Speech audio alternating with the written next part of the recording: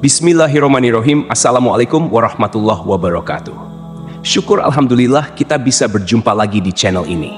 Shalawat dan salam selalu dan tetap tercurahkan kepada junjungan kita Nabi besar Muhammad sallallahu alaihi wasallam. Allahumma sholli ala sayyidina Muhammad wa ala ali sayyidina Muhammad. Harapan dan doa saya semoga saudaraku semuanya selalu diberikan kesehatan, dilapangkan rezekinya, diampuni dosa-dosanya dan dipanjangkan umurnya. Amin ya robbal alamin. Sahabat beriman yang dirahmati Allah, selama ini kita mungkin berpendapat orang yang meninggal itu tidak akan merasakan sakit ketika jasadnya dimandikan.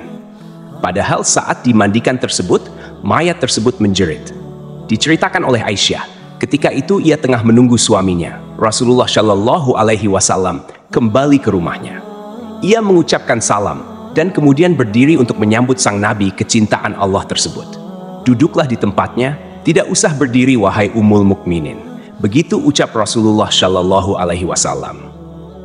Rasulullah Shallallahu Alaihi Wasallam kemudian turut duduk bersama Aisyah dan kemudian meletakkan kepalanya di pangkuan istrinya tersebut.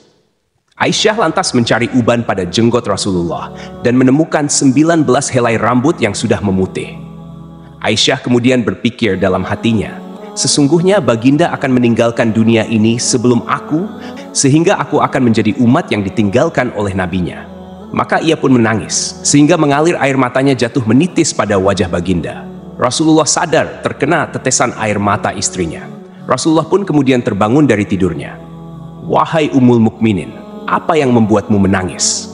Tutur Rasulullah. Aisyah kemudian menceritakan apa yang ia rasakan setelah melihat uban Rasulullah Shallallahu Alaihi Wasallam. Tahukah kamu kondisi apakah yang paling menyusahkan bagi si mayit? Kata Rasulullah Shallallahu Alaihi Wasallam. Tidak ada kondisi yang paling menyusahkan atas diri mayit selain saat keluar dari rumahnya. Anak-anak yang ditinggalkan berada di belakangnya dan menangisinya, kata Rasulullah.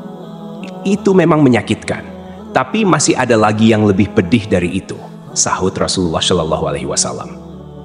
Tidak ada kondisi yang lebih berat atas diri mayit selain saat dia dimasukkan dalam liang lahat dan dikubur di bawah tanah. Para keluarga, anak, dan istrinya meninggalkannya pulang.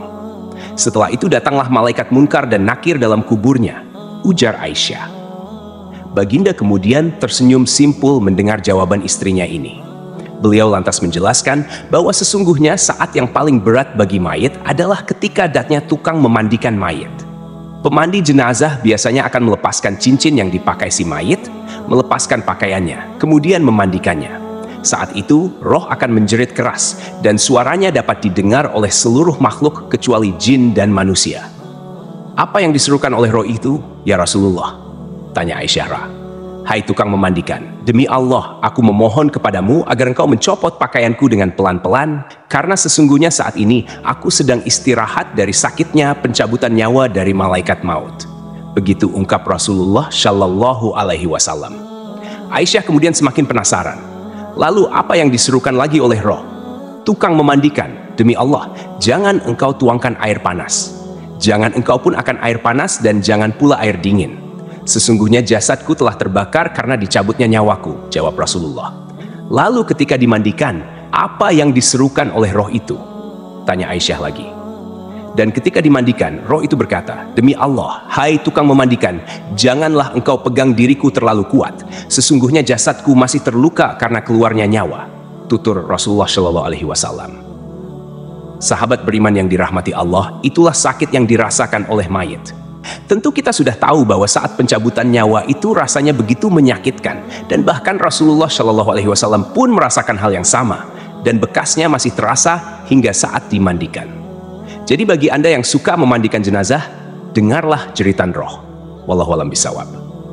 Demikian yang bisa saya bagikan, semoga bermanfaat untuk kita semua.